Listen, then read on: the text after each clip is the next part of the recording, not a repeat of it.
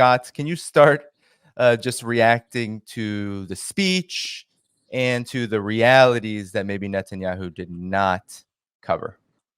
Well, he actually got the realities pretty good, except you got to flip the script. It is this clash between barbarism and civilization, and but the barbarians are the Israelis, Zionism. The International Court of Justice has determined that Israel is an apartheid state. The International Criminal Court has sought arrest warrants for Bibi Netanyahu for being a practitioner of genocide. I mean, we're beyond speculation here. He is truly one of the most evil men that have, alive today, and probably he's in the top 10 of the most evil men of the past century. And there was a lot of evil guys in the last century. So he's basically taking ground truth and just flipping it. It's a PR campaign. It is a regional war. There's no doubt about it. The axis of resistance, it's not an axis of evil. It's an axis of resistance to Israel, the apartheid state, the practitioners of genocide, backed by their American allies. The axis of resistance is doing its job and doing it damn well. And kicking the snot out of Israel. Israel's not winning.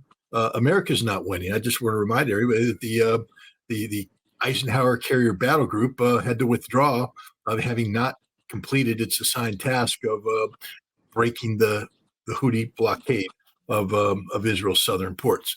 The Houthi have gotten stronger, empowered, blowing up some in a fire and fury light show, blowing up some oil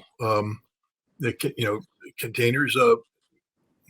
It didn't accomplish anything. The Houthi continued to sink ships, attack ships, enforce the blockade, and it probably triggered events. We have the Russians signing a secret military agreement with Iran, and I bet you there's a classified annex that has Russia providing Iran with some very capable anti-ship missiles and ballistic missiles, which Iran will then provide to the Houthi, keeping Putin's promise to wage asymmetrical warfare against the United States and its allies by providing weapons to forces hostile to the United States and its allies, so that they could be struck in a way that Russia's been struck by Ukraine, using weapons provided by the United States and NATO. I think that's the future of Israel. This was a pathetic speech. We'll get in. You sort of gave a hint, so I don't want to jump ahead. How pathetic this was, not just in terms of Netanyahu, but the American representatives there.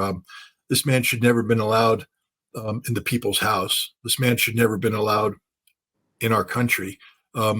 This man is a disgusting warmonger. I'm not a big fan of Ms. Tlaib, but she's 100% right. He's a war criminal, and he's a practitioner of genocide. And I applaud her for having the courage to hold that sign up during this ridiculous display of submission. I mean, if you ever wanted proof positive that the United States Congress was bought and paid for by Israel, there it was.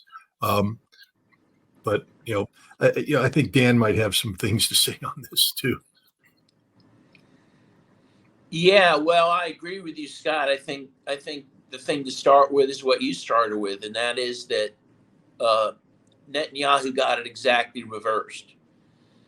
When he talks about barbarism and versus people who care about the sanctity of life, it is the Israelis who are violating the sanctity of life in such a big way in Gaza that is heartbreaking. I'm in Egypt now. I'm with a legal team. We're going to take testimony, and we have been, of Palestinians, refugees here in Egypt. There's about 100,000 here in Egypt that have fled the war in Gaza. Many more would have, but sadly, Egypt is also a party to this war, and they're on the wrong side. And they have charged people around $5,000 to $6,000 a head to come into this country, which is shameful. And of course, no one can come in now because the Rafah crossing between Egypt and Israel has been closed by Israel since May 7th, almost 3 months. No humanitarian aid is getting in, and no human beings are getting out of that crossing, which is stunning. Gaza is now in the midst of a full-blown famine, which is human-caused, which the Israelis caused. They tried to cause. According to Lancet, I'm sure you've talked about this on the show, at least 186,000 Palestinians have died in this conflict to date. I think it's probably more than that. And you're going to see many, many more because of the starvation and disease, right? Their polio is now spreading in Gaza. They have found polio in the water system, meaning that people are contracting polio. Israel is inoculating its soldiers against it, of course, not the Palestinians. And this is all by design. They want to kill the Palestinians. That's why this is a genocide. And it's heartbreaking. And you know, my own perception and my own anecdotal evidence is that the hate that's discussed is really one way. The Israelis hate the Palestinians. Obviously, there's some Israelis who don't, and God bless them. But that number's shrinking all the time. But I don't meet Palestinians that hate the Israelis, though they hate the occupation, they hate the genocide. But the hate towards the Palestinians is on a scale. I've never seen that type of hatred in my life. And so again, when you talk about the first forces of darkness and light, Israel is not part of the light. The U.S. is not part of the light. And we have to start from that premise.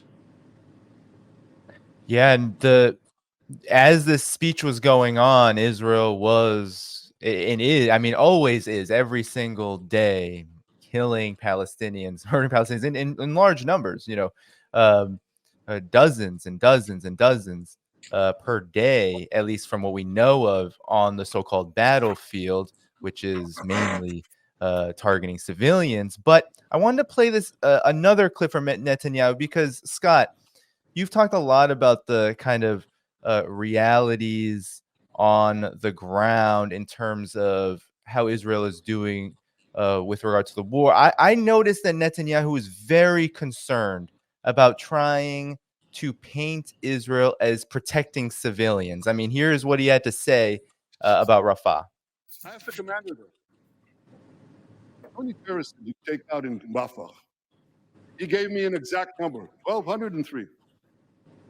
I asked him, how many civilians were killed? He said, Prime Minister, practically none, with the exception of a single incident where shrapnel from a bomb hit a Hamas weapons depot and unintentionally killed 24 people.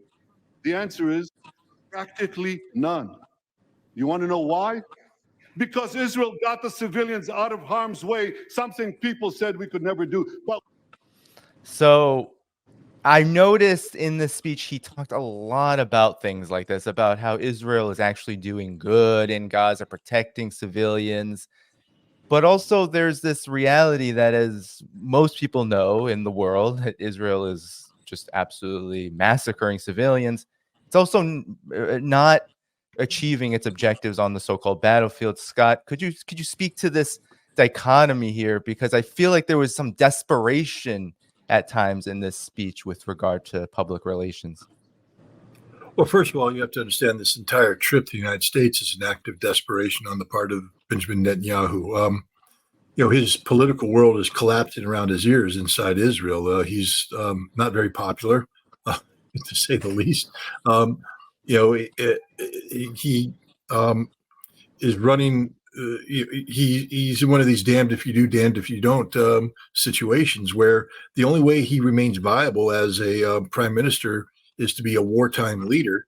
But he's lost the war, not losing, lost the war. He's lost the war in Gaza, and he can't fight the war against Hezbollah because the IDF is saying, we don't have any tanks. We're out of spare parts. We're out of ammunition. Our men are exhausted. We aren't designed to fight, you know, an 8-9 month sustained conflict. That's not how our force structure works. If we go to war against Hezbollah, they'll kick the living dog poop out of us. They just flew a drone over, one of our most secret air bases, proving that A, we can't shoot them down. B, they know where the targets are, and C, if they have the weapons to hit them, they're going to hit them. Boss, we can't go against Hezbollah, which means if you can't expand the war against Hezbollah and you can't win the war in Gaza, you're not doing too well as a wartime leader. So he came to the United States to wrap the American flag around him. This is what he bought the U.S. Congress for, and it is bought and paid for by Israel. I know people say it's an American lobby. No, it's Israel. There's no difference between the pro-Israeli lobby and Israel. They're one and the same. And Israel has bragged, AIPAC has bragged about buying Congress. They every one of the primaries that they funded won because of their money. They put $24 million into one New York race to ensure that the seat went to a pro-Israeli person. And when you buy Congress, it exists to do a couple things. Keep funneling assistance, put pressure on an administration to ensure that Israel is backed up diplomatically, and then on occasion to provide song and dance shows like we saw here, where Netanyahu can be invited in. This is a disgraceful display by the ostensible representatives of the American people, a scripted affair designed to give him standing ovations. And everybody knew when to give the ovation, because the words didn't deserve the ovation. It was like the old Soviet Politburo, time to stand up and applaud, sit down. Oh, it's time to stand up and applaud, sit down. Oh, time to stand up and applaud. And Netanyahu took advantage of it. He's just throwing out dreck, throwing out pure, unadulterated garbage.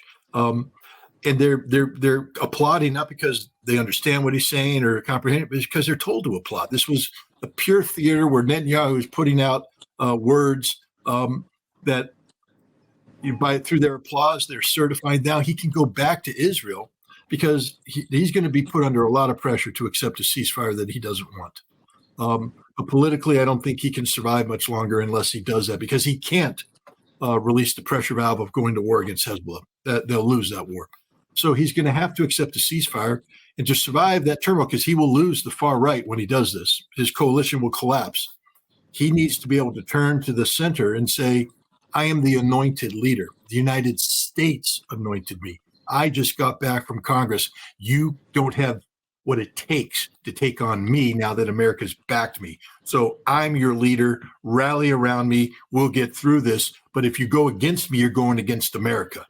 And not too many of his political opponents have what it takes to go against the United States. So he's creating this perception that he is the anointed one of the United States. That's what this is all about. This is just about him being able to wrap the American flag around him, go back and build a political coalition that can govern when the right abandons him, because he has no choice but to accept a ceasefire. And I think when he meets with Biden, you're going to see Biden put the old arm lock on him and say, you have no choice here. Because here's the reality. Even though Netanyahu has bought the U.S. Congress, at the end of the day, American interests will always outweigh Israeli interests at the end of the day. If Israel ever puts in a situation where supporting Israel is detrimental to the national security of the United States, Israel's in trouble. And they've put us in that position. We are watching the world leave us. We're watching the global South abandon us at the time when Russia, China, India are coming together in Kazan in October, which isn't very far away, and they're going to create this new entity called BRICS. It already exists, but what Russia is preparing to unleash on the world doesn't understand the preparation that Russia's made in conjunction. BRICS is going to go from being a theory to reality, and it's going to expand. It's going to become a global actor, and the United States is sitting there. We can't compete, and the people that we need to compete with are jumping ship, including some big ones. India. I mean, that bear hug that Putin put on Modi, should have the United States saying, "Oh my God, we lost our Indian partner," because you did lose your Indian partner at that point in time, and they're losing everybody. Everybody's jumping ship. Turkey, NATO member, jumping ship. Everybody. And so this is the reality. And the diplomats are weighing in saying this blanket support for Israel is destroying us, ruining us. It's hurting the national security of the United States. And so Biden has no choice right now but to tell Netanyahu, you need to come on in line. You have to line up. You have to toe the line. You have to do what I tell you now. Because if you don't, it's over for you, and we're going to flush you down the toilet of life. We'll do it cleverly. We're not going to stop sending weapons and all that kind of stuff, but it'll be the end of Benjamin Netanyahu. We will ensure that he's done politically. We're in the political silly season. Up until a day ago, Biden was the Democratic nominee for this race, and so his legacy as president matters. I don't know what Kamala Harris is going to end up doing in terms of Palestine policy, et cetera. She seems to be playing somewhat of a political game right now. But we know Donald Trump. Donald Trump is all in on Israel. So Biden has to take advantage of the time he has left to put pressure on Israel to get the United States in a position to where maybe we can stabilize this disaster that's unfolding diplomatically. And in order to do that, you have to give Netanyahu a way out. You can't insist that Netanyahu does something that is the political kiss of death. That's unreasonable. So Netanyahu's here. Congress is applauding him. He's the Middle East Winston Churchill. He's the greatest thing since sliced bread. Benjamin Netanyahu, God, you're the best. Go home and build your coalition because you son of a bitch, you're going to have a ceasefire or I'm flushing you down the toilet. That's the reality. Netanyahu's not a loved individual. He's a hated individual in the United States. Every one of those congressmen know what a scumbag this guy is. They know the truth about him, a corrupt individual, who was just a political survivor. But we're talking about politics right now, and I hope I don't get you banned for my language. I apologize, but that's what's happening here. We're wrapping the flag around him to give him the ability to survive the political turmoil that's going to result when he does what he has to do to keep American support, which is agree to some sort of ceasefire that is acceptable to Hamas.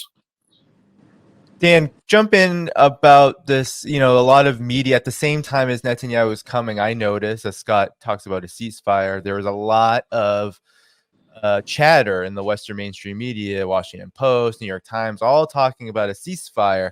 In many respects, a lot of these articles would reference the threats of regional war.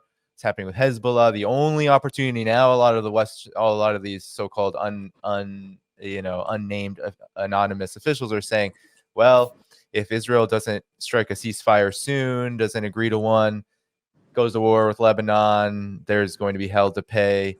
Could you talk about your book and how it can help us understand this particular moment in this historic conflict, genocide, brewing, and ever-increasing regional war?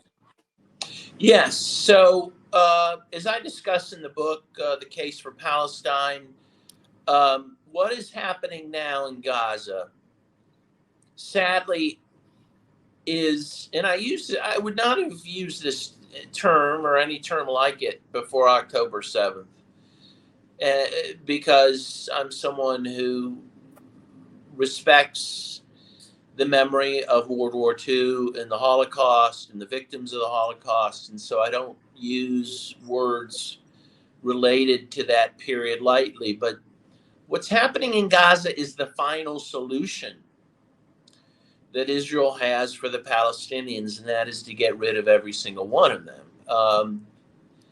The Israelis would have in 1948 if they could have. And Netanyahu saw October 7th as the justification to do what the Israelis have wanted to do for a long time, and that is get rid of the Palestinian people. That's why it's genocide, right? They are trying to destroy the Palestinian people, in whole or in part. That's the language from the Genocide Convention. Sadly, in Gaza, it appears to be in whole. With the famine, the bombings, they've destroyed like 90% of the buildings there. Every single human being's been displaced in Gaza at least once. Over 2 million people. I mean, I have friends in Gaza. I'm writing to them. I have a friend, Ola, and she's not unique. I mean, she moved 4 times or 5 times in a week to run from the bombing. And you have disease now spreading throughout Gaza. And again, all of this is according to plan. At the beginning, I think it was Gallant, the defense minister at the time, who said that they were, going to lay siege to Gaza. They were going to cut off all the food, the water, the electricity. And that's what they've done. And all of this, as I said, is baked into the cake of Israel. The goal all along was to create, so the Israelis, as we know, have had this myth of a land without a people for a people without a land, right? So the myth was that Palestine was a land without a people. And the goal has been to make that myth a reality. And that is what's happening now. And so we've seen this process beginning in 48. It's been gradual up until October 7th of the Israelis slowly taking over more and more land, displacing more and more Palestinians, killing more and more Palestinians, making Gaza unlivable. In 2018, the UN predicted by 2020, Gaza would be unlivable, because the Israelis made it as such. And it was made unlivable by 2020. Think about that for a second. I mean, it was unlivable before October 7th. But then after October 7th, that kind of slow-moving genocide became a rapid-moving genocide. And that's what we're witnessing right now. And it is important to see that historic process. Because history did not start on October 7th, as we are led to believe. It's been a very painful process for the Palestinian people, and it continues to this day. Thank you for tuning in to my latest video. I appreciate all of your support. This channel, however, needs your help. I am seeking to make this channel more sustainable in the long term and upgrade necessary equipment to ensure that this work continues onward and makes progress to give you all of the geopolitical analysis that you all deserve. For that reason, I'm asking you to become a member of my Patreon community at patreon.com/DannyHaiphong. You can find that link in the video description or in the pinned comment below. For whatever amount you choose to give, just know you are supporting independent media that you can't find anywhere else. Thank you so much, and I look forward to the next video.